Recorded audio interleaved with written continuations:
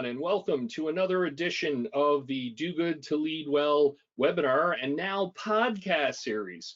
My name is Craig Dowden, and it's an absolute pleasure to have you join us this afternoon. For those of you who are returning to this series and joining us today, so great to see you. Love seeing you to participate. And for those of you who are new to the Do Good to Lead Well webinar and podcast series, great to have you on board. And I'm super excited today to have Daryl Van Tongeren with us, who I'll be introducing shortly in the first episode for this season, to provide the context for people who are new here. Essentially, the whole foundation of Do Good to Lead Well, it started before the launch of my first book, and I had the profound privilege of speaking with best-selling authors, top global thought leaders and researchers like Daryl. And so what I wanted to do was be able to open up a conversation, create a community of people who are interested in discussing the science and practice of how to live our best lives. And then during COVID, reignited this series and have expanded it to include top CEOs within Canada, the United States, and around the world. So that's been extraordinarily rewarding. And so the purpose of this conversation for the next hour or so is really start to unpack those issues, opportunities, challenges that each of us face in our personal and professional lives, and learn the best evidence-based insights that we possibly can.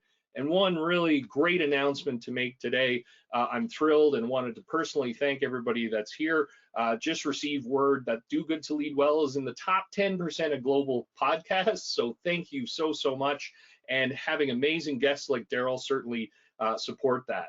So before we jump in, want to provide a brief introduction to Daryl Van Tongeren, who is an associate professor of psychology at Hope College. He's a social psychologist and has published over 200 scholarly articles and chapters on topics such as meaning in life, humility, forgiveness, and well-being. His research has been covered by numerous top-tier media outlets: the New York Times, the Chicago Tribune, Washington Post, Scientific American, and the Huffington Post.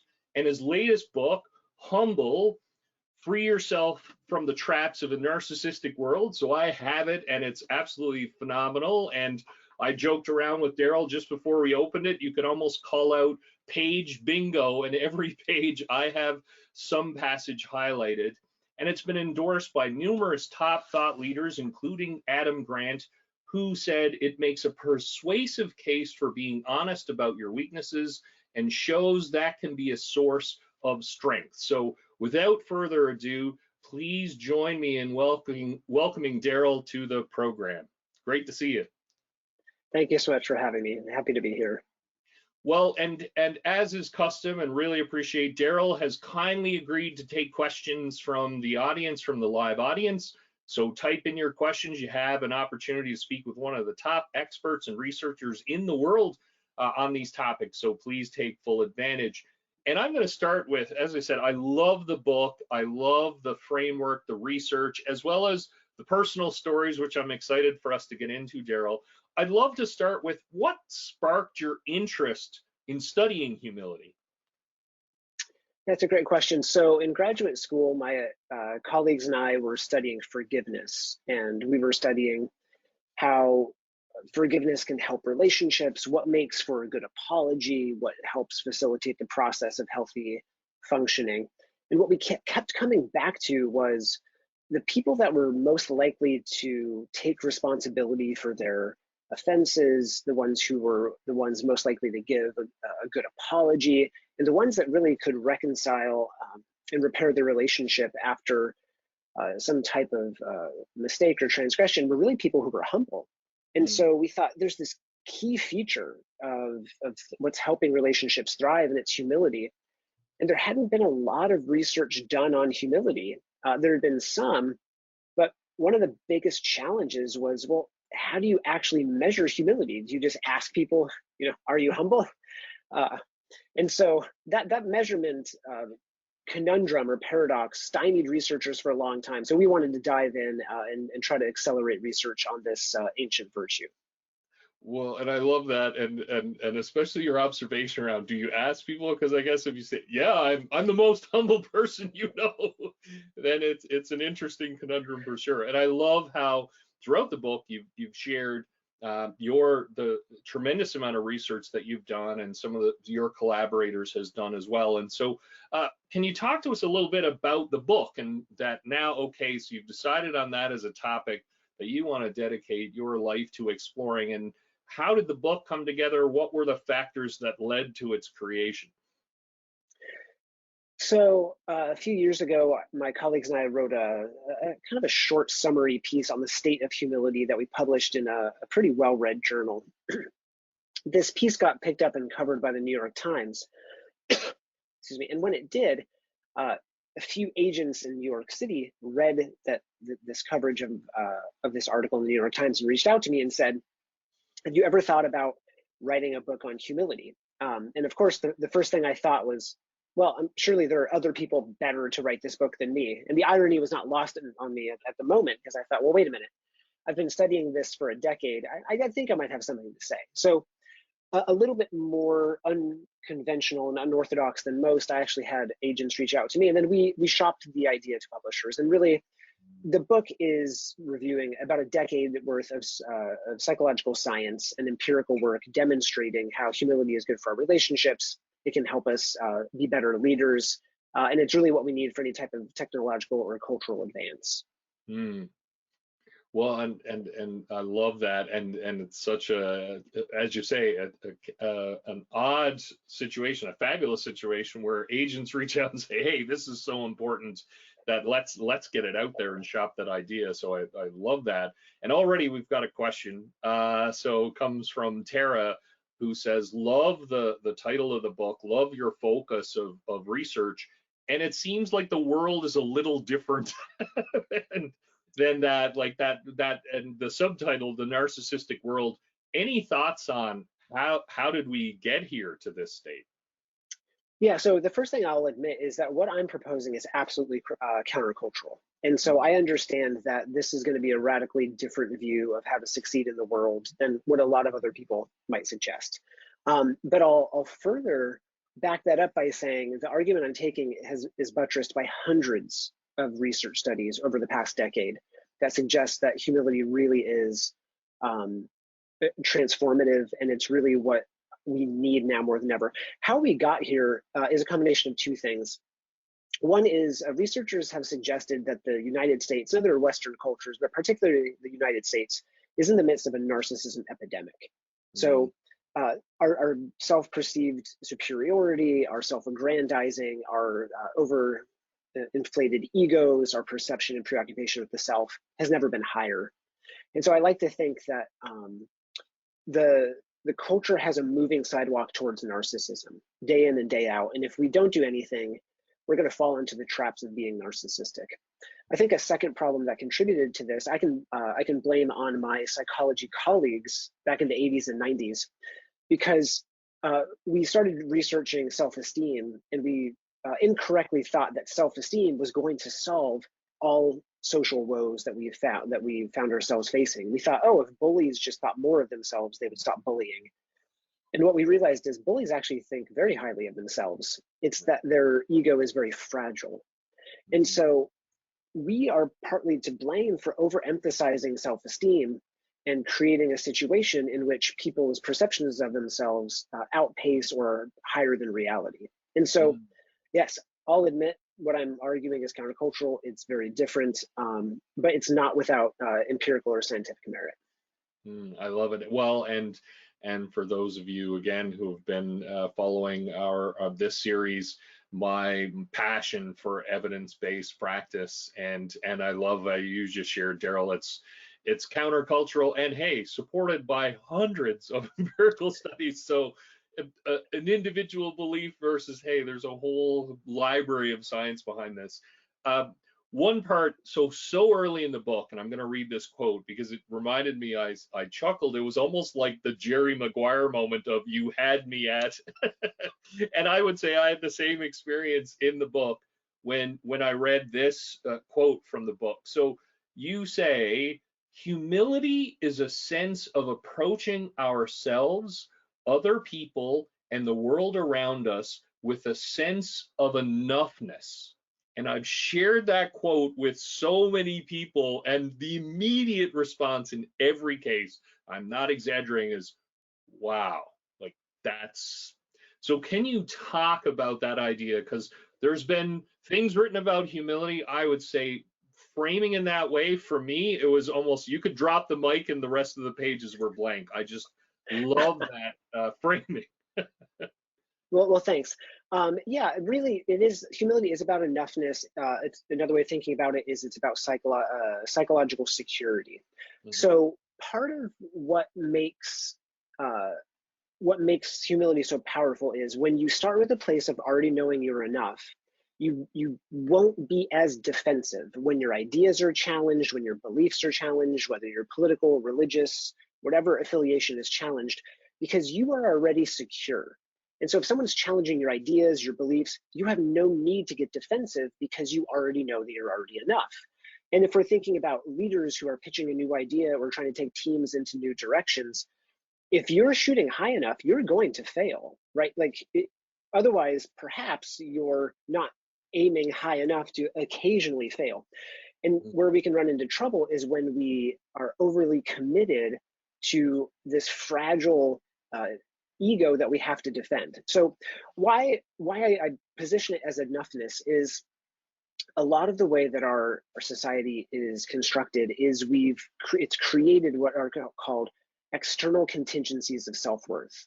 And so by this, people have fallen into the trap of thinking, I'm not enough unless I make enough money, I'm successful enough, I'm beautiful enough, I'm rich enough, I take enough fancy vacations, fill in the blank.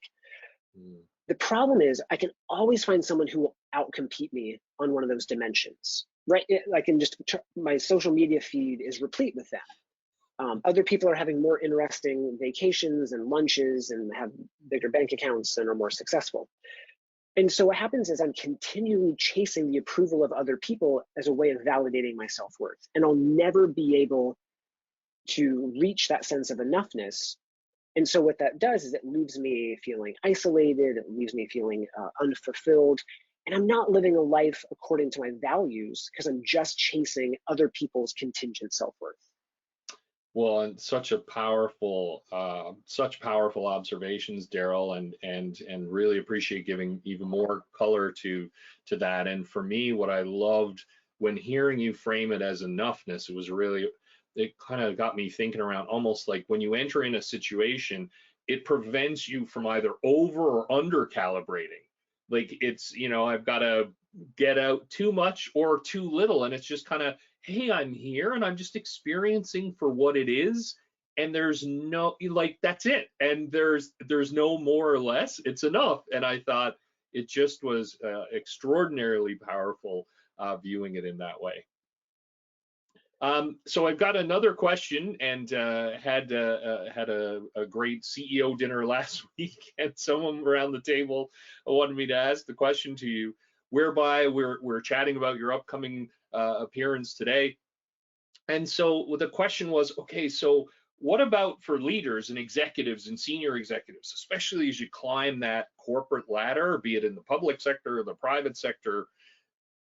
Is humility something that's beneficial later? Like you kind of have to tough it out, and then afterwards you kind of now you can foster this, or how does that support us as we're looking to be ambitious and climb the ladder in our organizations?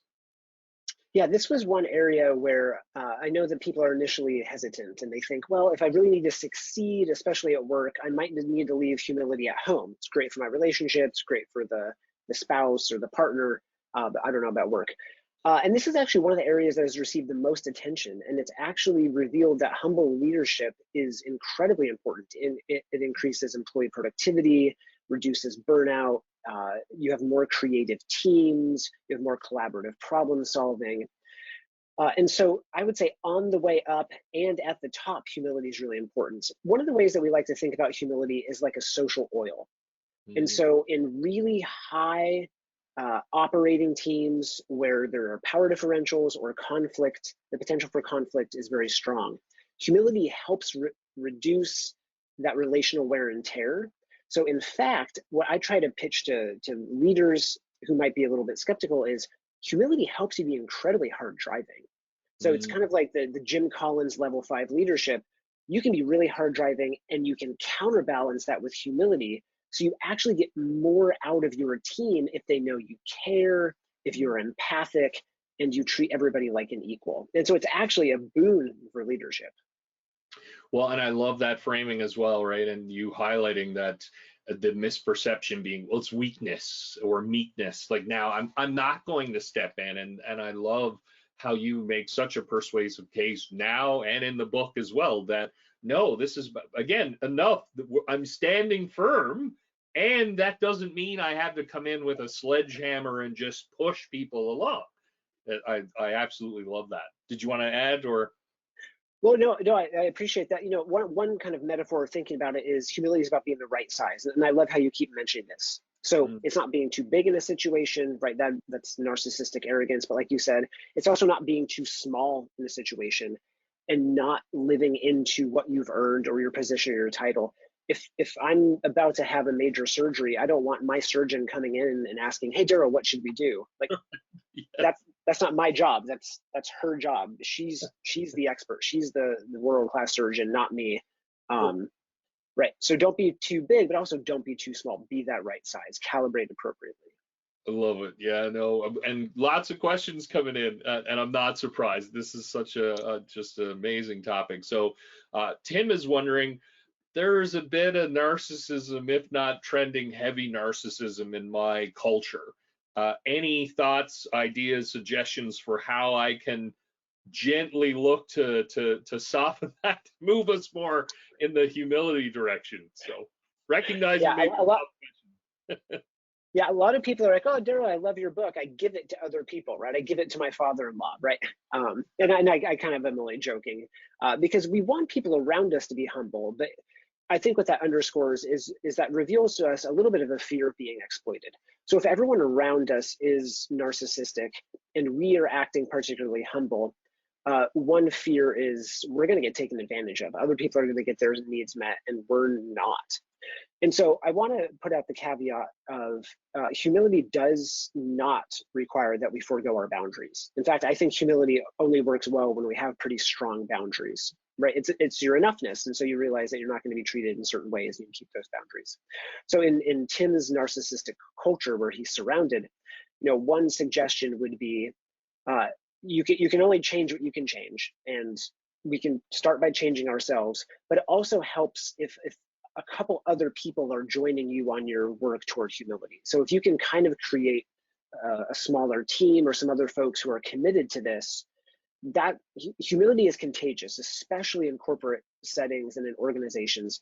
If people start seeing folks as being humble, that's going to start rubbing off. Now, there's still the risk that there's going to be that jerk or handful of jerks that are going to burn through people, but they usually leave relational carnage in their wake. Right. And if other people can see a better way of doing it and a humbler way of doing it that preserves relationships, slowly that might start to shift the culture and shift the ethos.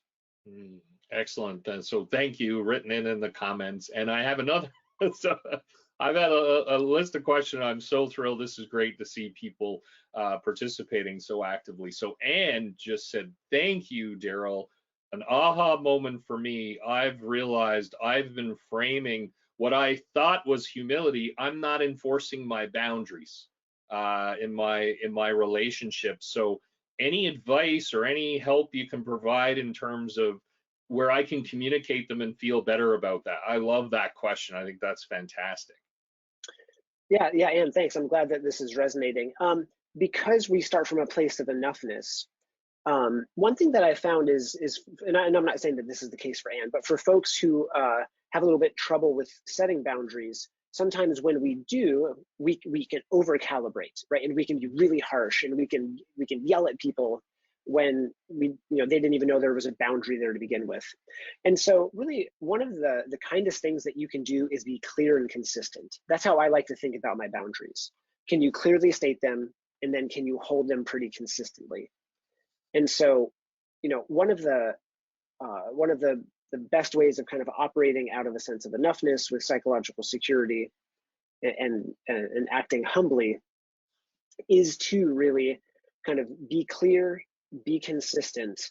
And then one other thing I do want to highlight is I had a really bright undergraduate honors thesis student, Carolyn Preby, who did a study with me. And she was really focused on how humility is a bit gendered. And so what she found really, I mean, it was her work, and I want to give her credit for this, is she found that women who are a little bit more confident pay a steeper price relative to men who are equally competent or confident rather. And so women pay an arrogance penalty, and that's usually exacted by other men. And so we need to be aware that we have these unrealistically high expectations of exaggerated humility for women, and it's going to be a little bit of a gendered imbalance that we need to just pay attention to. Well, I love that, and thank you, and great answer. And Anne wrote, "Thank you." That was very illuminating, and really appreciate it. And love how you, the context behind each of those pieces, and to your point as well, that gender difference. And so Tony was wondering, is there any thoughts around how we can raise our awareness of that, or what we can do, or any suggestions for leaders and organizations as we're navigating through this period? Love that you made that point. Well, thanks. Yeah, so if we're talking about the gendered aspect and we think about humility as right sizing, for people who have historically kind of been in positions of power, your right sizing, like your probably immediate right sizing reaction would probably be to kind of right size down. And for folks who have been in positions that haven't had the power, been kind of excluded or marginalized or minoritized, your right sizing might be right sizing up.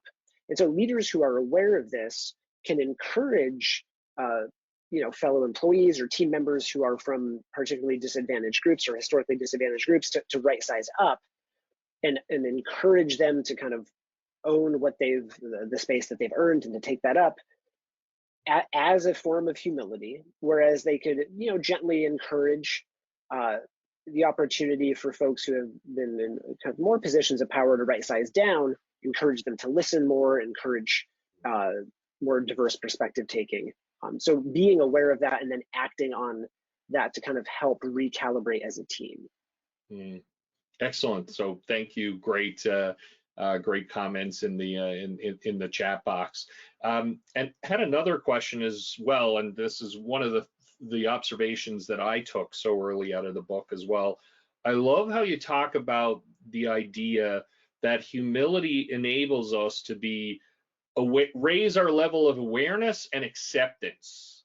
So can you talk about that idea? Because I think that is so powerful when you think of that in terms of how we show up in the day-to-day.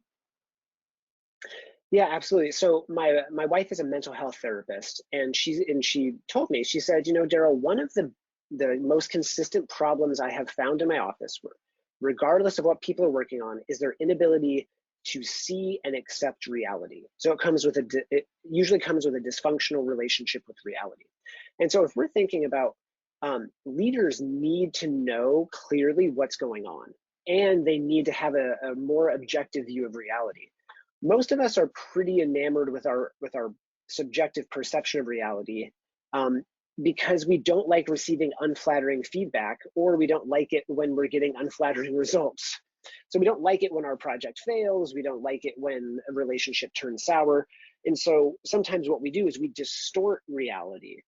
And so humility begs us to just take a more honest and objective assessment. And part of that starts with assessing ourselves. What are your strengths and weaknesses? I am not good at everything I do. And really successful leaders, and I'm sure your audience knows this, really successful leaders also aren't good at everything they do. But what they're really good at is knowing what they're good at, and then knowing who's good to fill in the areas where they need to grow, and then assembling teams that can build on their strengths. And then beyond yourself, having an accurate and objective relationship of accepting reality. When it's time to move on, it's time to move on.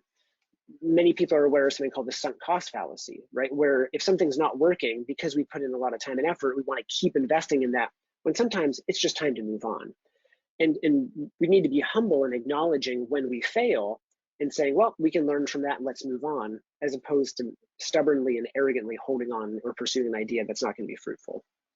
Well, and thank you again, and love the context and the backstory, if you will, in terms of that. And for me, just thinking through different conversations I've had personally, different conversations I've, with friends, family, and or professionally in my coaching practice or consulting work with organizations, the common thread that I find that creates so much frustration, conflict, difficulty moving forward, you name it, it's the even when people are aware of the situation. I loved how you talked about it too, Daryl, like acceptance of that, like this, it is what it is. And even though that's very easy to say, to live that is extraordinarily challenging. And once again, like that whole idea that I love that you thread throughout this book, which is just accepting, navigating our circumstances as we are, as is like, it just frees us from all of this noise that gets in the way of us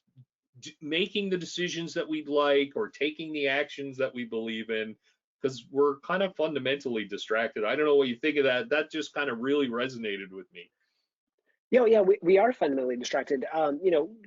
Psychologists would say we're cognitively biased, right? So we see the world the way we want to see it, but then the problem with that is then we're making decisions based out of a fiction, right? We're not making decisions based out of a fact, and so we're making distorted, suboptimal decisions based on how we want things to be, and then we're surprised when they don't turn out. But it's because the input was erroneous to begin with. The output's going to be well off the mark. Well, I love you make that point, linking it to decisions in terms of, so we're using bad quality data. We're just not. That's right. Yeah. We're in a totally different space, and then we're thinking, oh, well, now it's going to turn out okay, or it's going to turn out well. It's like, no, we're not making a decision that's connected to the experience or situation that we're facing. So that's so great. Totally. Yeah, we're baking our bread with spoiled ingredients, and we're like, why does it taste bad? I don't get it. That's right. How could they possibly do this? Well, they've done that 20 times before. Like, this is, right. There's again, really great. And I love that as reading it, it's kind of, it's a continual drawback into that humility and going, okay, now in what situations, with what people am I getting into that space, and not using the best quality data for my own biases, what have you. One other thing I want to raise, and there's more questions coming in too. I love the personal stories. Like, the research is fantastic, and you do such a wonderful job of applying in so many different domains. And then you have the personal stories. One of my favorite, because I think it's just such a powerful lesson for us, is when you asked your wife to rate you on humility, either for a radio interview or something. I don't want to please share that, and what are some lessons we can take from that? Yeah, it was my first ever interview on humility, and it was a day that I promised my wife we were going to go to the beach. So we live in Holland, Michigan, on the shore of Lake Michigan, about 7 miles away, 15-minute drive. We were supposed to go to the beach. Someone calls and reaches out, email, says, can you do a radio interview or an interview for Men's Health? It was something. So I told my wife, yeah, I'm going to do, hey, I'm going to do this interview. It should only take 15 minutes. She's like, okay, fine. She's patient. It ends up taking over an hour. And she's patiently upstairs. She's packing the lunches. She's getting the bags ready. She's getting the sunscreen and the towels. And the interviewer says, hey, it would be great. You've studied humility for quite some time. I'm curious if studying it has any effect on you. Are you any more humble? What would be great? Would you be willing to ask your wife? And I'm like, oh yeah, I'm sure this is going to go great. Like, of course, my wife knows me. She knows I'm incredibly humble. I mean, some of you are like, oh man, this is not going to end well. So keep in mind, I've been waiting, keeping my wife waiting. I had promised one thing, delivered another. She's extra delayed. She's done all this work. I come upstairs, over an hour later, and without even saying thank you or anything, I say, oh, hey, real quick, the beach is 7 miles away, and because I'm training for a marathon today, I was supposed to get a 7-mile training run in. do you mind if you just schlep all this stuff to the beach that you know, the lunches you packed, the bags that you arranged, and I'll run there and meet you there, you know? And incredulously, I still have the audacity to say, oh yeah, by the way, the interviewer wanted to know how humble I am on a scale of 1 to 10. And my wife looked at me and she's like, you're a 4.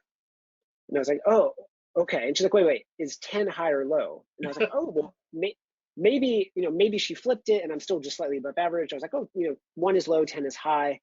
And she's like, oh yeah, you're still a 4.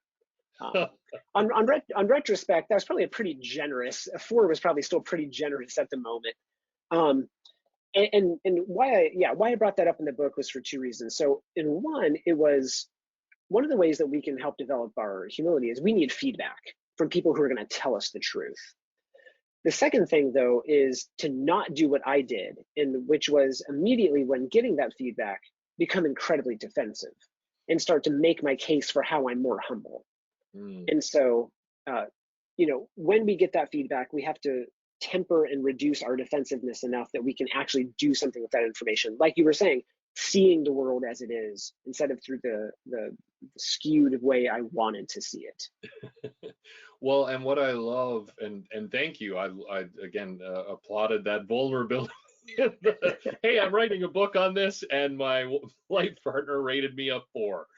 Now, Right. point, and what I love, and that's what was so powerful, because again, we can fall into our own traps. So, you know, in so many ways, and I loved, you know, thinking about, wow, someone who's dedicated their life, who all day, they're thinking about it, researching it, talking about it. We all have. So if Daryl's gonna, you know, then back to again being mindful of how I'm showing up. This is so important. I've got another question, got a bunch of more questions, so thank you again. Just such rich conversation. I'm sure people can see why I was so excited for us to have this talk today, Daryl. So Kim wanted to go back and was asking, would love for you to speak a little bit more about humility and credibility. And in particular, she was wondering, would you say humble women or gender diverse leaders are perceived as less credible than their male counterparts? Yeah, that's a great question. So we've done a little bit of very little work that we're trying to get published right now, kind of comparing the humility competence perhaps dichotomy. And a little bit of what we've found is that when people are perceived as too humble, so if a team member perceives a leader as too humble, that does erode their confidence a bit. So they tend to think, oh, maybe they're not as competent if they're too humble. Now, some of the work that we found showed that humility can sometimes compensate a bit for lower competence. So if people aren't as competent, but they are humble, they're still liked and they're still trusted by their followers. Now, specifically to Kim's question, it's probably the case because there is a little bit more of a gendered arrogance penalty that women have to pay, that women and gender diverse leaders would then probably be perceived in part as being slightly less competent because they're probably perceived as being quite humble. And so, you know, one other thing that I'll throw out there, besides reminding folks that humility is about being the right size, so not to shrink or self-deprecate or self-abase, is sometimes there are situations where we need the wisdom to know which virtue to deploy in a particular situation. And humility isn't going to be a cure-all. And so sometimes we might need courage, we might need justice, we might need something else, and we need the wisdom to know when to use humility and maybe when to rely on something else. That is awesome. So glad you said, and I've got a bunch of comments that just came in because I love the intentionality around matching the virtue, and love how you framed it in that way as well to the situation and people we're interacting with, and then counterbalance, you know, talking about courage and humility and where we are and where we're going to, what lever we're going to pull in that. I think that's incredibly powerful. And also, as you say, humility is effective in the vast majority of situations. You know, that's great, and there's lots of evidence around the impact of right sizing, and then also want to be mindful of that in each situation, because it's not nothing is a cure-all in every single space and domain. So I love that layer, that nuance to it. Well, thanks. And so I've got another question from Dave, who really appreciated the observation around the importance of feedback. And whenever Dave asks people for feedback, you know, he said, it's like crickets. No one, so I'm trying, I'm like, really, tell me how I'm doing. And it almost leads to more crickets and awkwardness. So would love to get it, and now is not sure, like, you know, how does he go from here? Yeah, and that's a great point that Dave's bringing up. You have to be careful and very thoughtful about whom you ask, right? Because with power differentials, some people might say, oh yeah, you're doing great, and they might mislead, or they might want to pander because they just don't know how the information is going to be used. And so really it's powerful to get feedback from a trusted source. So someone you know will be brutally honest with you. I'm fortunate enough to be married to someone who is brutally honest with me. And maybe some of us also are in similar situations, or we might have a friend or a colleague.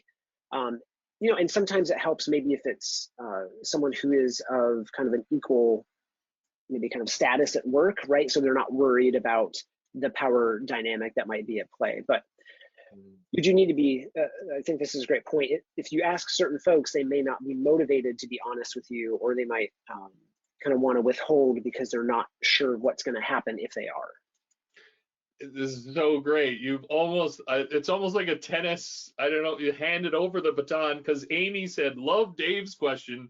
My challenge is people will say you're doing great, or like that whole point is that feel like they're holding something back. Any thoughts around how to deepen that level of feedback when you get the surface level observations? Yeah, and maybe these are things that people are already doing. So anonymous feedback oftentimes helps, because people don't have to worry about, and not that anyone would do this, but they don't have to worry about the potential repercussions or negative reciprocity. 360 reviews might help. So getting folks who you're leading, and then people that are your leaders, and then peers might also help get kind of a robust assessment. We tend to think that humility works differently in different relationships. And so you might be humble at work and kind of a jerk with your friends. Maybe you're humble at home and a jerk at work. Or maybe even within certain work groups, you're humble, but then that one person shows up in that one team, and that person's presence just brings something out of you, and you have a really hard time being humble. So also getting a diversity of feedback from a diversity of relationships can kind of help as well. Excellent. No, I absolutely love that, and think and love your points around. So how is the feedback being delivered, and who do you ask, the source for that feedback? All really great. Have a question from Tony, and he's wondering, he seems to be in a relationship with a narcissist and feels like really leveraging the humility side of the equation. Like how, and this is a friendship, it seems like, what can you be humble enough to connect with a narcissist in a relationship? Oof, yeah, that's a tough one. So, one of the things that a warning flag would be, so we actually did some research where we brought couples into the lab, romantic partners, and we asked them what their most pervasive area of disagreement was. And then they told us, and then we said, surprise, you're going to argue about it for 10 minutes on camera while we have you hooked up to this physiological equipment. And what we found is that when partners were paired off and they were both humble, they had much better physiological cardiovascular blood pressure responses.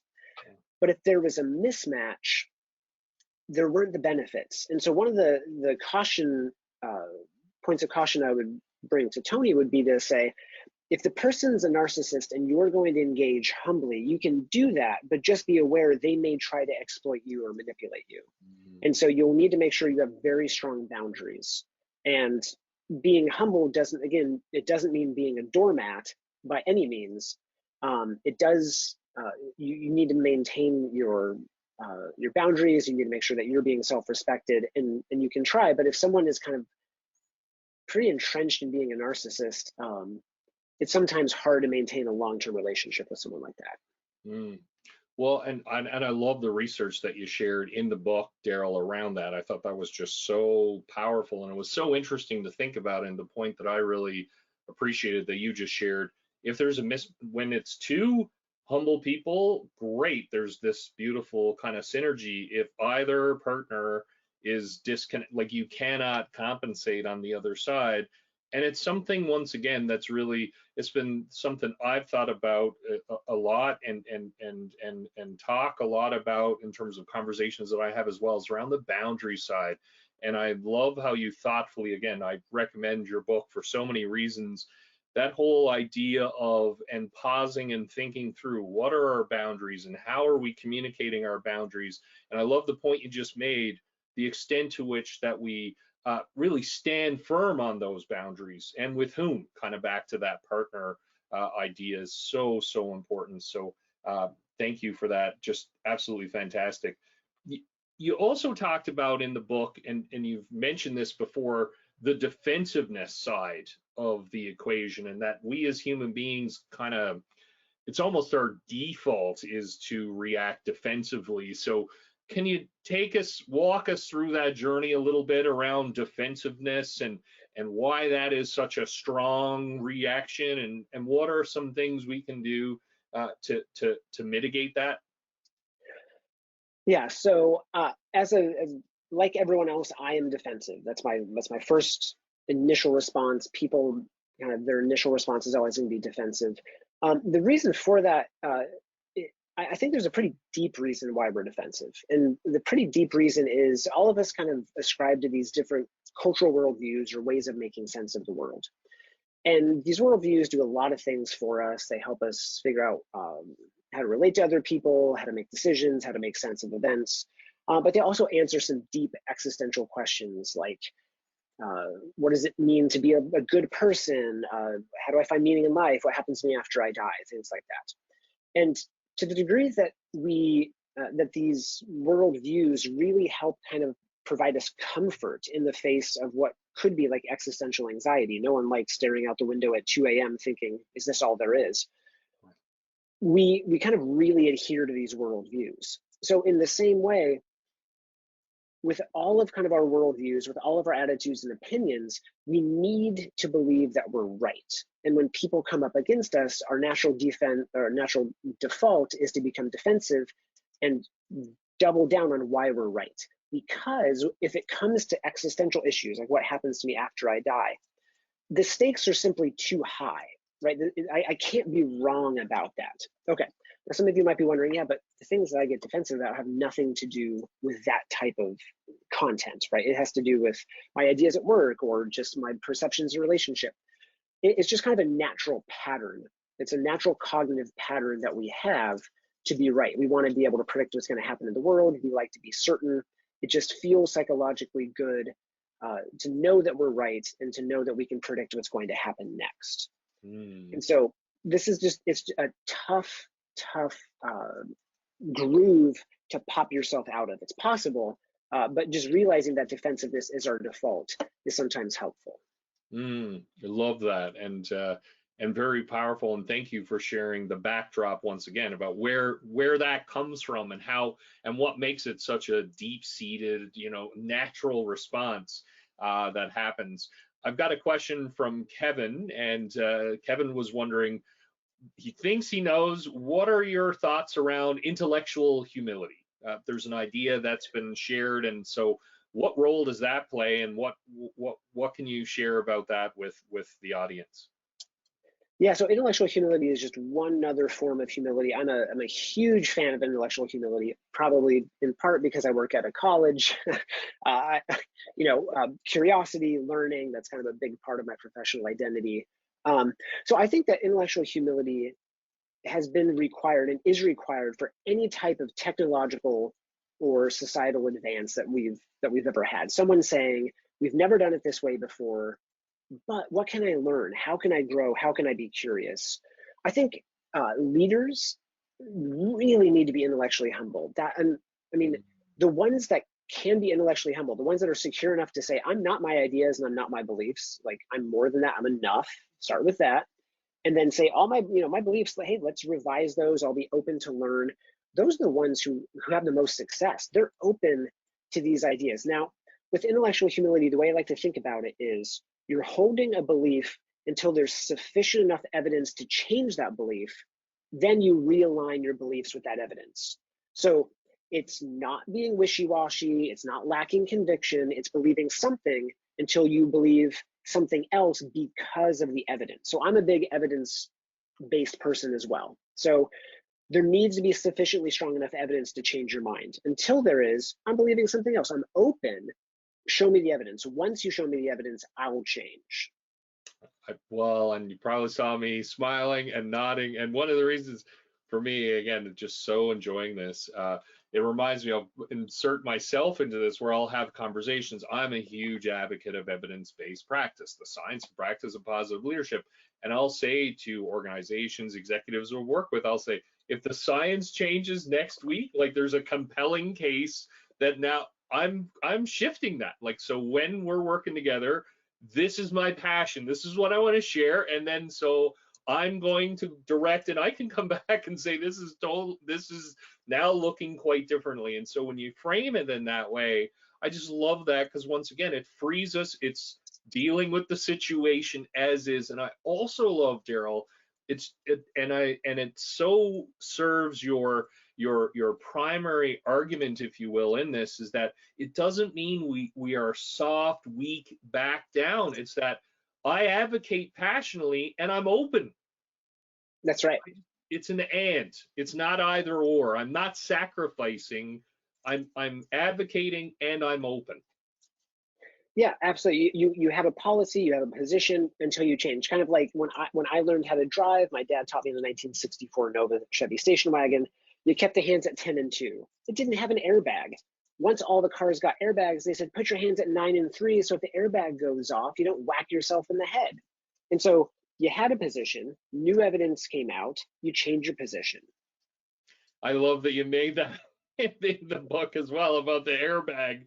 And so many people are like, okay, make sure it's 10 and 2. And then it's like, no, that's actually putting yourself in harm's way. We've got about 10 minutes left, so please, get your questions in. I've had so many positive comments, and thank you, Daryl. This is exceeding. I was very excited, and this has just been so much fun. Another linkage that you made so many great linkages in the book. One of them was around, or for me, the one that really stood out, one of them that really stood out was the link between empathy and humility. And you dedicate a chapter to that, which I thought was a wonderful way to deepen our understanding. Can you talk more about that and how those things go together, like peanut butter and jelly, I guess, Yeah. Oh, yeah. Yeah, I mean, I would really, and I'm glad that you love that. I would really say that empathy might be the key to humility. So, if you're going to start with one thing to start cultivating humility, I would pick empathy. So we think about empathy in two ways. There's an intellectual part, right? So this is your ability to take someone else's perspective. So imagine what are they thinking in this situation? Where are they coming from? And then there's an emotional part. And that emotional part is, can you feel what someone else is feeling? Can you empathize with their pain? Can you imagine just emotionally what they might be experiencing?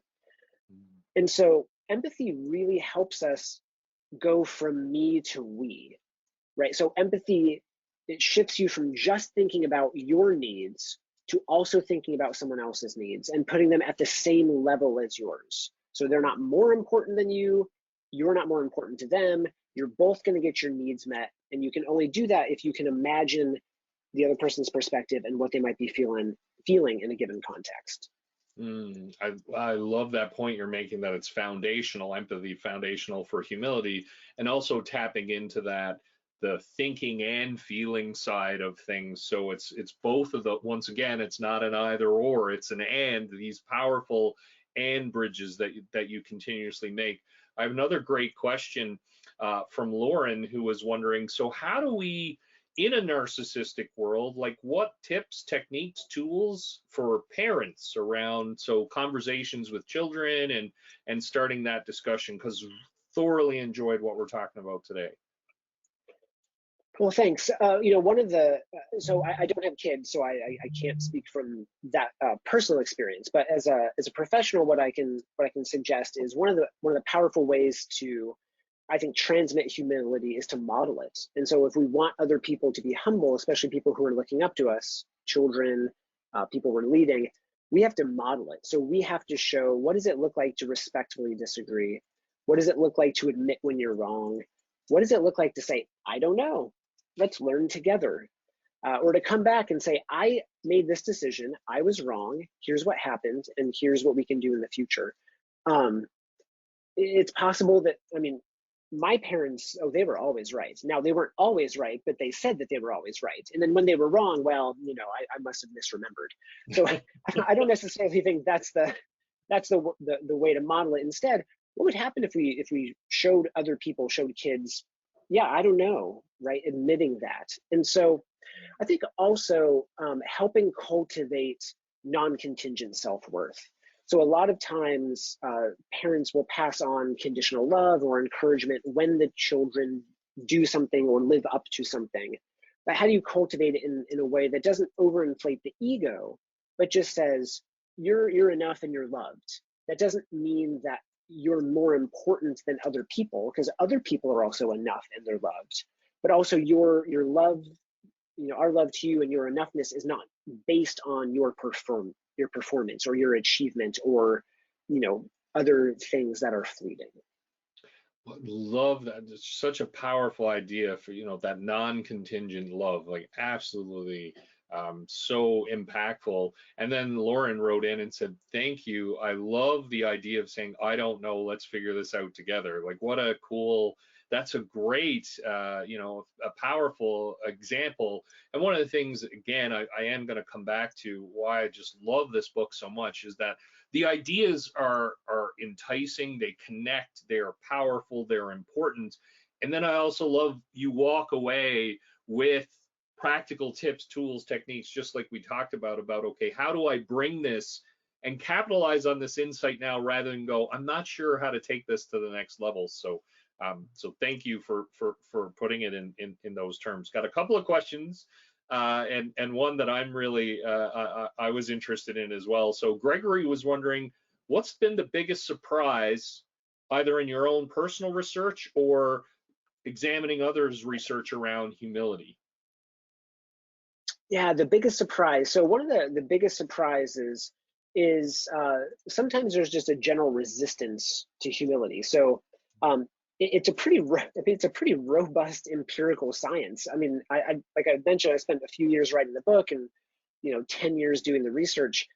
I mean, again, it's not a cure-all, but a lot of the research just suggests how powerfully transformative and good for our relationships humility is. And people are so hesitant to want to buy in. They want their friends to be humble, their in-laws, their coworkers, but it's hard work.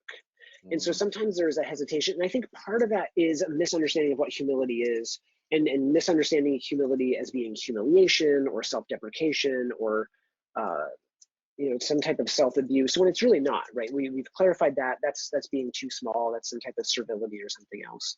I also think that some people have had negative experiences with humility in the past. If it's ever been used as a tool of oppression, or someone has just been told, well, just be humble, and that's code word for just be quiet. Again, we can know that that's not humility. That person was trying to manipulate and control you in ways that is just really giving humility a bad rap. Well, and I love that.